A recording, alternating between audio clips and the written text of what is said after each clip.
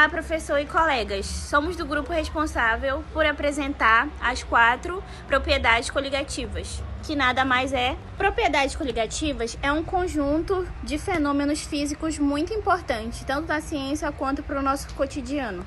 As propriedades coligativas são efeitos observados quando o soluto é dissolvido em um solvente, alterando características como o ponto de ebulição, o ponto de congelamento, a pressão de vapor e a pressão osmótica.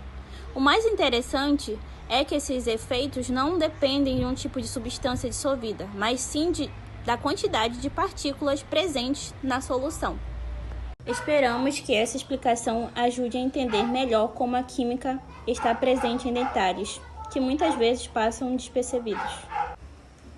A primeira propriedade que iremos abordar nesse vídeo é a tonoscopia, que é a redução de pressão de vapor. Ebulioscopia, aumento de ponto de ebulição. Crioscopia, redução de ponto de congelamento. Osmose, pressão osmótica. São essas que iremos abordar ao longo desse vídeo.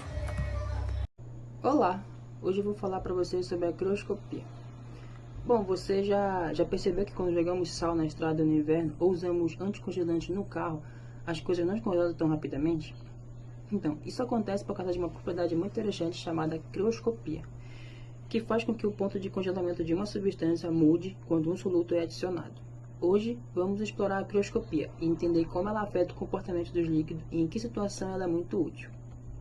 Então, o que é a crioscopia? A crioscopia é uma das propriedades cognitivas que são efeitos físicos que ocorrem quando adicionamos substância, soluto, a um solvente, como a água. A crioscopia se refere à diminuição do ponto de congelamento da solução. Ou seja, quando adicionamos água à água, ela congela a uma temperatura mais baixa que 0 graus. A propriedade não depende do soluto, mas sim da quantidade de partículas dissolvidas. Por isso, se colocarmos sal na água, a solução não vai congelar no ponto habitual, que é de 0 graus, mas sim uma temperatura menor. Exemplo do dia a dia de crioscopia. A crioscopia é super útil em várias situações do nosso dia a dia. Um exemplo simples é o sal na estrada durante o inverno. Quando o sal é jogado nas estradas, ele diminui o ponto de congelamento da água, impedindo que o gelo se forme e tornando as estradas mais seguras. Outro exemplo bem conhecido é o anticongelante usado nos carros. A água que circula pelo motor de carro pode congelar se a temperatura cair demais, mas o anticongelante ajuda a evitar isso, baixando o ponto de congelamento da água e permitindo que o motor funcione corretamente, mesmo em temperaturas muito mais baixas. A fórmula da crioscopia. Agora vamos falar sobre a fórmula da crioscopia. A fórmula que usamos para calcular a diminuição do ponto de congelamento é o seguinte: ATC igual a KC vezes M, onde o ATC ele é a diminuição do ponto de congelamento, o KC é a constante da crioscopia do solvente para a água, o valor é de 1,86 graus kg/mol. O M ele é a molaridade, que é a quantidade de soluto em mol, dissolvido em 1 kg de água solvente. Vamos entender como um exemplo simples. Se dissolvermos 1 mol de NaCl, que é o sal, em 1 kg de água, a diminuição do ponto de congelamento seria ATC vezes 1,86 vezes 2, que é igual a 3,72 graus. Ou seja, a água com sal vai congelar a menos 3,72 graus, e não a 0 graus como a água pura. O sal faz com que a água congele mais tarde, ou seja, a temperaturas mais baixas. Por que o NaCl vale por 2? Não, agora você pode estar se perguntando, por que o NaCl, que é o sal, conta como 2? Então, isso acontece porque o NaCl se desassocia em 2 íons quando se dissolve na água. O Na+ e o Cl-, ou seja, para cada mol NaCl dissolvido, temos 2 partículas. Não uma, como seria se fosse uma substância em que não se desassocia. Esse número de partículas é fundamental para a crioscopia. Por quê? Como disse antes, a propriedade cognitiva depende do número de partículas e não do tipo de substância. Quanto mais partículas, maior será a alteração do ponto de congelamento. Há aplicações industriais e medicinais da crioscopia. A crioscopia tem várias aplicações importantes na indústria e até na medicina. Um exemplo industrial é o uso de anticongelantes. Em veículos, por exemplo, o anticongelante ajuda a manter o motor funcionando de maneira eficiente, mesmo em temperaturas mais baixas, evitando que ele congele ou superaqueça. Na medicina, a crioscopia é importante quando usamos soluções intravenosas para hidratar paciente. A solução deve ter uma temperatura controlada e, por isso, adiciona-se solutos para evitar que a solução congele em temperaturas normais.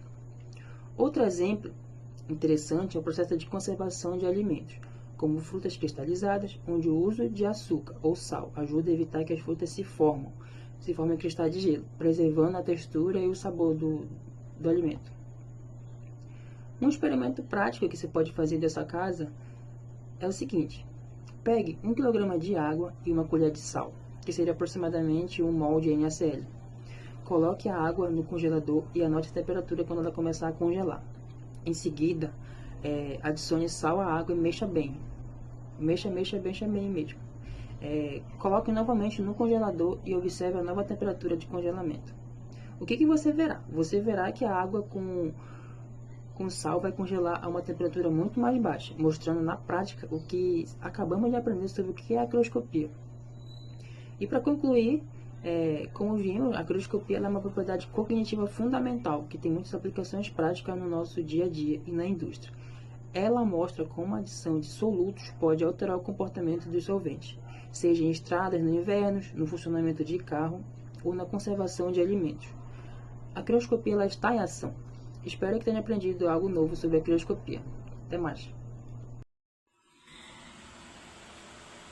Oi pessoal, meu nome é Darlene e hoje vou explicar de forma simples o que é a osmose e por que ela é tão importante na natureza e na nossa vida. Primeiramente, o que é a osmose? A osmose é o movimento da água através de uma membrana semipermeável, indo de onde tem menos soluto, como sal ou açúcar, para onde tem mais soluto.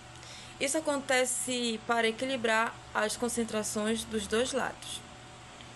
E com tudo isso, eu vou dar alguns exemplos aqui para que vocês possam entender melhor do que eu estou falando. O primeiro exemplo. Imagina um saquinho de chá dentro da água. A água entra no saquinho para equilibrar a concentração das substâncias. Por exemplo, você coloca o saquinho de chá dentro do copo de água, e aí a água vai entrar dentro do saquinho de chá, e ali vai fazer com que essas substâncias sejam equilibradas, sejam concentradas e equilibradas ao mesmo tempo.